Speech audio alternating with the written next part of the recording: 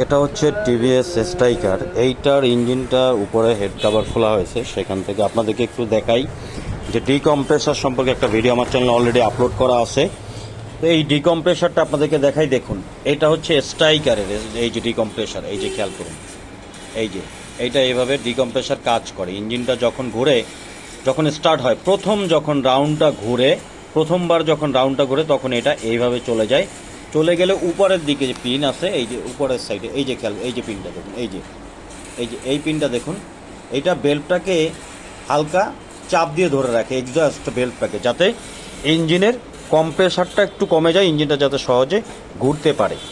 এরপরে এটা বন্ধ হয়ে যায়, এই যে এভাবে চলে আসে। হ্যাঁ, এই যে এভাবে চলে আসে, এভাবে পিছনের দিকে আর যায় না, যখন চলে তখন এভাবে এটা আটকে যায়।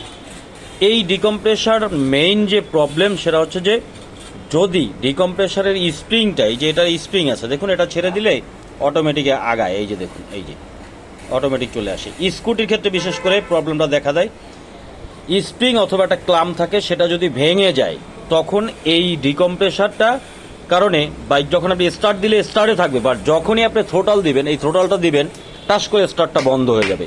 হ্যাঁ, এই সমস্যার কারণে অনেক সময় অনেকে কার্বোরেটর থেকে শুরু করে ট্যাবিট মিলানো অনেক কিছু করে, কিন্তু কাজ হয় না। মূলত এইটাই ডিকম্প্রেসারের কারণে হয়ে থাকে, তবে খুব কম, এই সমস্যাটা খুব কম হয়। যদিও এই ধরনের সমস্যা হয় যে কোনোভাবে আপনারা ঠিক করতে পারতেছেন না, তখন কিন্তু অবশ্যই এই ডিকম্প্রেসারটাকে চেক দিবেন। এটা খুবই ইম্পর্ট্যান্ট এবং গুরুত্বপূর্ণ।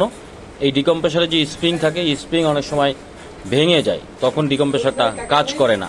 ভিডিওটি দেখার জন্য ধন্যবাদ সবাই।